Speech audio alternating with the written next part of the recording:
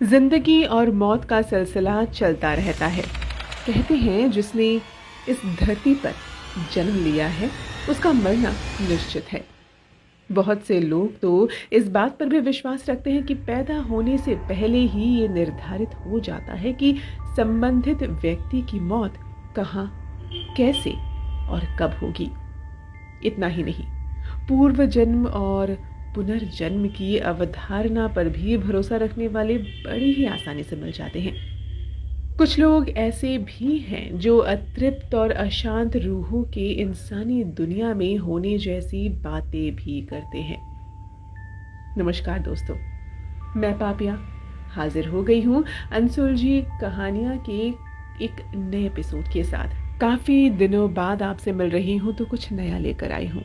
हमारे कुछ एक दर्शकों ने हमें अपनी कहानी भेजी है, तो पेश करने जा रही हूँ अनसुलझी कहानियाँ के इस नए सफ़र में उनकी कहानी उन्हीं की ज़ुबानी।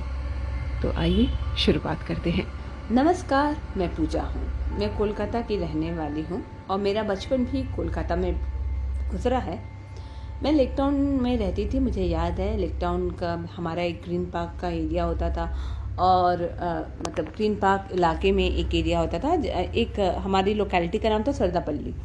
तो हमारा घर बहुत ही गलियों के अंदर हुआ करता था और 4-5 तल्ले का बिल्डिंग था।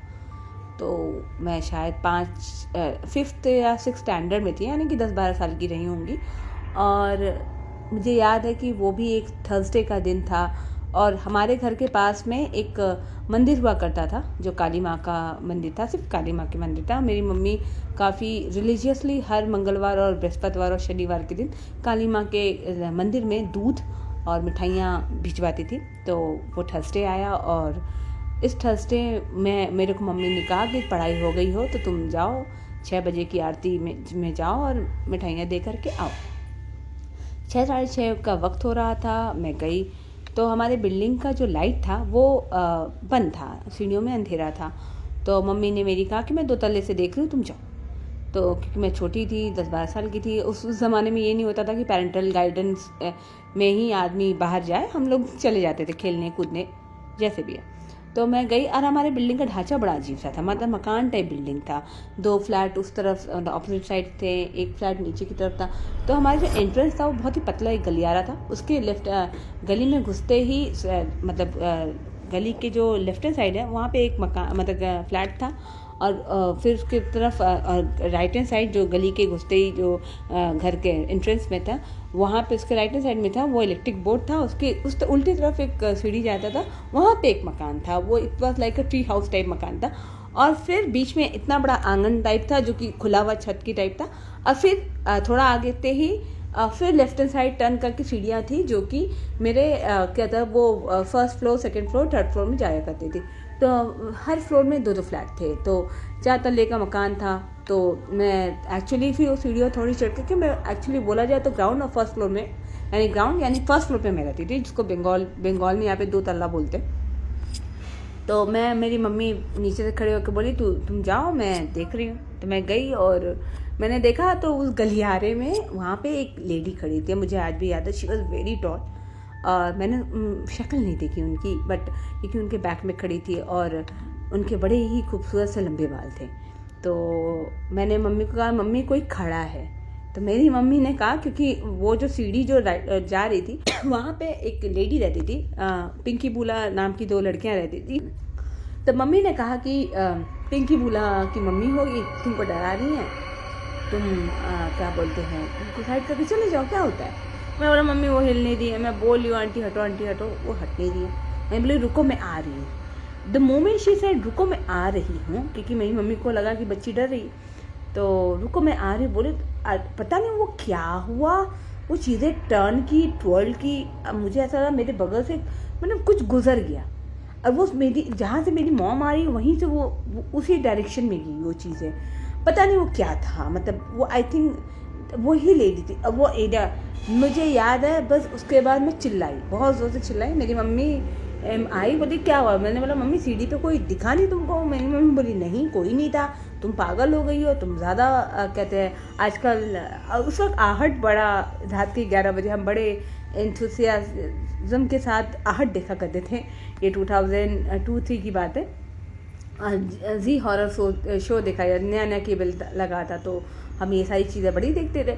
तो मेरी मम्मी ने कहा कि तुम शायद ये सारी चीज़ें ज़्यादा देख रही हो, देखना बंद करो। अब मुझे ये सारी चीज़ें कही गई तो भूत प्रेत ये मेरा एक एक्सपीरियंस रहा। इस एक्सपीरियंस को फिर मैं भूलती गई, क्योंकि मैंने अपने आप को कन्विंस कर लिया था। मेरे घर वालों ने मुझे कन्विंस कर लिया, क्योंकि हम अपने डैड से बहुत डरते थे। और कहीं पापा को ये बात पता चला तो मेरे पापा शायद थप्पड़ मार के बोलते कि ये सारी बकवास चीज़ें करने के लिए मैं तुमको स्कूल भेजता हूँ ना। शायद ये सारी चीज़ें सोच करके हम धीरे धीरे चीज़ें भूलने लगे। तो सडनली जब मेरे घर का जो एंट्रेंस है उसके जो लेफ्ट साइड में जो फ्लैट था, वहाँ पे लोग मतलब कि एक फैमिली रहने आई, हस्बैंड वाइफ, एक बेटा था, उनकी 2 बेटियां थी। तो बेटा शायद शहर की तरफ का काम वाम करने, मतलब कि वो थोड़ा मतलब हॉस्टल या कि कहीं पढ़ता था, मुझे उस लड़के के बारे में इतना याद नहीं है। बट उनकी 2 बेटियां थी। मेरी मम्मी उनको अनंदिता की मॉम बोलती थी। तो वो उनके आए हुए 3-4 महीने ही हुए थे कि सडनली वो एक रात को वो बारांडे में वेट कर रही थी, अपने हस्बैंड का वेट कर रही थी। और उन्होंने कहा कि मतलब कि वो शायद अपने हस्बैंड का वेट कर रही थी, और रात के 12, साढ़े 12-1 बज रहा था। एंड सडनली उन्होंने भी उसी एक्टिविटी को एक्सपीरियंस किया, मैं कहूँगी, जो कि मैंने शायद उसके 8-9 महीने पहले जो मैंने किया था। बट मेरे साथ एक ये हुआ था कि मेरे साथ कुछ मतलब मेरे शरीर पे कोई हानि नहीं हुई थी, बट वो बेहोश हो गई थी। उसके बाद क्या हुआ, वो चिल्लाए कि नहीं चिल्लाए, कि शायद उनका गला चोक्ड हो गया था, कि मैंने सुना था कि उनका गला चोक्ड हो गया था कि वो चिल्ला भी नहीं पाई डर के मारे। एंड मुझे याद है कि उनका गला चोक्ड एक्चुअली नेक्स्ट डे 11-12 बजे तक रहा। एंड बिल्डिंग के लोग आवे किचू बोलते पाछे ना, ये वो सारी बात है। उनको बहुत बुखार थी, तो सबने कहा था कि डर गई हैं, ये था। तो फिर वो ठीक हुई। तो उसके 1-2 दिन बाद मेरी मम्मी गई हाल चाल पूछने के लिए। मुझे याद है मेरी मम्मी गाजर का हलवा लेकर गई थी उनसे हाल चाल पूछने के लिए। तो उन्होंने बताया कि आमा चोंगे ये सब हुए छिलो। तो जिसको लगे क्योंकि मैं भी खड़ी थी, देन मेरी मॉम को शायद उस दिन रियलाइज़ हुआ कि मेरी बेटी झूठ नहीं बोल रही थी। वो मेरा मतलब कि कोई मतलब मेरा कोई शो या फिर मैंने किसी से इन्फ्लुएंस होकर के नहीं कहा था, ये चीज़ें थी। हालांकि उस बिल्डिंग में काफ़ी ऐसे पैरानॉर्मल एक्टिविटीज़ होते थे, जैसे सिलबट्टों की आवाज़ होती थी। बहुत बार लोगों ने कहा कि क्योंकि अंधेरे में कभी कोई परछाई दिखती थी, पर क्योंकि मकान मालिक की वाइफ जो थी वो थोड़ी सी मतलब मेंटली उतनी ज़्यादा स्टेबल नहीं थी, तो वो भी अंधेरे में चल जाती थी। उनका नाम चोपला दास है, मुझे याद है। तो वो भी देखती थी, तो शायद हम लोग को लगता था कि अंधेरे में वही जा रही है, उनकी वाइफ जा रही है, तो इसलिए इन सब चीज़ों को हमने इतना तूल नहीं दिया। तो ये थी मेरी कहानी। Thank you.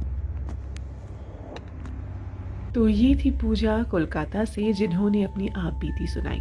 क्या आपके पास भी ऐसे ही कुछ पैरानॉर्मल एक्सपीरियंसेस हैं तो हमें भेजिए, हम सुनेंगे और दूसरों को भी सुनवाएंगे ज़रूर। और अगर आपको ये एपिसोड पसंद आया, हमारी ये नई कोशिश आपको पसंद आई हो, तो लाइक तो ज़रूर कीजिए, साथ ही साथ शेयर भी कीजिए अपनों के बीच, अपने दोस्तों के बीच। और अगर आपको हमारी ये प्रस्तुति अच्छी लगी हो तो हमारे चैनल लोकल टीवी को भी सब्सक्राइब करें, साथ ही साथ बेल आइकन को भी ज़रूर प्रेस करें, ताकि हम ऐसी ही कोशिशें करते रहे अच्छे वीडियोस लाने की और आपको अपडेट्स भी मिलती रहें।